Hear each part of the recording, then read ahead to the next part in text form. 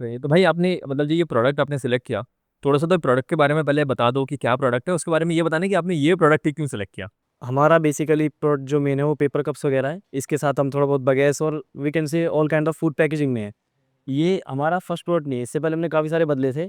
तो उसमें अंकुर भाई ने पहले कोई बिजनेस सेट करा था शायद अपने किसी फ्रेंड का स्पोर्ट्स में, तो पहले हम वो लेके आए थे।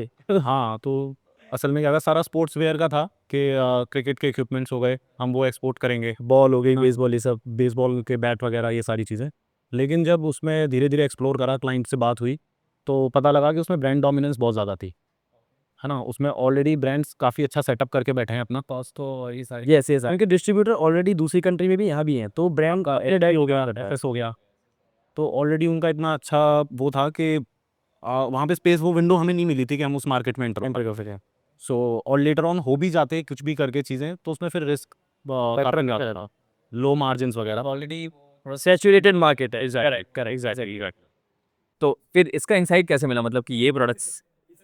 इसमें इंसाइट ऐसे था कि जो ही हमें मेन इशू आया ब्रांड डोमिनेंस का, वो हमें यहाँ पे थोड़ा कम लगा। इसमें ब्रांड नहीं है, इसमें ब्रांड का इतना बड़ा रोल नहीं है। फॉर एग्जांपल, अगर आपके पास ना एस्टैब्लिश ब्रांड इंडिया में खास कर नहीं है। हाँ, इंडिया में खासकर नहीं है। अब ये पेपर कप है, अब इसका एक्चुअली क्या है कि आदमी अपना क्वालिटी को अपने हाथ से जज करेगा, लेकिन ये किस ब्रांड ने बनाया है, क्या बनाया है, उससे उसको कोई मतलब नहीं है। लेकिन अगर वो क्रिकेट का बैट ले रहा है तो वो मैटर करता है, एसएसडी का है, एसएस का किस, तो इसमें ब्रांडिंग का इतना सीन नहीं था। और ये रेगुलर यूज वाली चीज़ थी। हमारा जो फर्स्ट माइंड बना था वो इसलिए कि ये फूड की तरह ही, फूड के साथ यूज होना है, कंज्यूमेबल, रोज खत्म होगा रोज लेगा, एफएमसीजी की तरह बिहेव करता है। इसलिए मार्जिन भी इसके ऐसे ही हैं और इसकी वॉल्यूम भी ऐसी है। यानी आप ट्रेड करोगे तो आपको पता चलेगा कि कंटेनर से नीचे इसमें बात नहीं बन रही है। यार ये प्रोडक्ट का ना थोड़ा सा, और इसको मैं वो करूँगा, मतलब थोड़ा सा और खींचूंगा। अगर थोड़ा सा स्टेप बाय स्टेप बताओ कि आपने मतलब कैसे क्या इंसाइट मिला, किसी से बात की, किसी ने डिमांड आई, पहले डिमांड आई सामने से, फिर आपने ये प्रोडक्ट, या पहले प्रोडक्ट ढूंढा फिर डिमांड जनरेट की।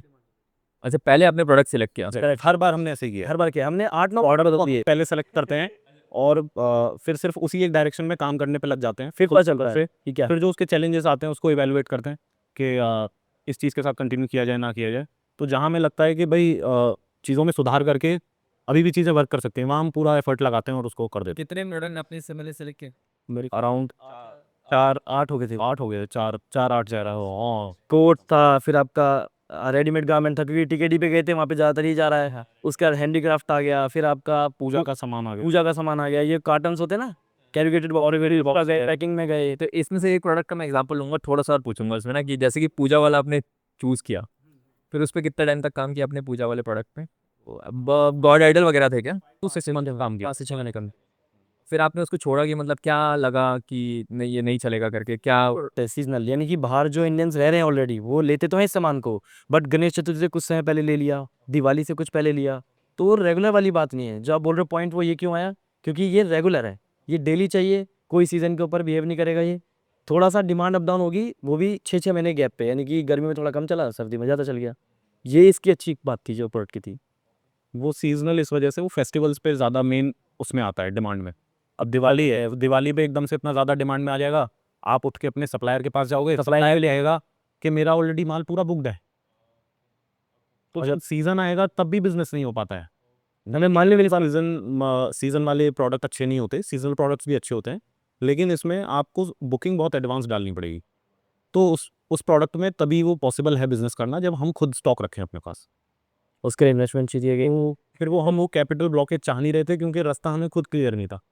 अब हमें लगा भी कि तो पैसा उठा के उस चीज़ को बना भी लें, रख लें अपने पास में, और वो आइडिया वर्क नहीं किया तो फिर हम आगे कुछ और वो प्लान नहीं कर पाएंगे, इस वजह से। ठीक है ठीक है, तो इस प्रोडक्ट के बारे में थोड़ी छोटी सी चीज़ और पूछूंगा। जैसे ही प्रोडक्ट आपने सिलेक्ट किया, फिर इस प्रोडक्ट पे काम किया, तो इस प्रोडक्ट पे आपको कब लगा कि मतलब हाँ भाई ये वो प्रोडक्ट है कि इसको अपन कर सकते हैं, इसको अपन करेंगे। इसका फर्स्ट है ना, ये क्या टर्निंग पॉइंट था कि भाई हाँ इसी को करेंगे।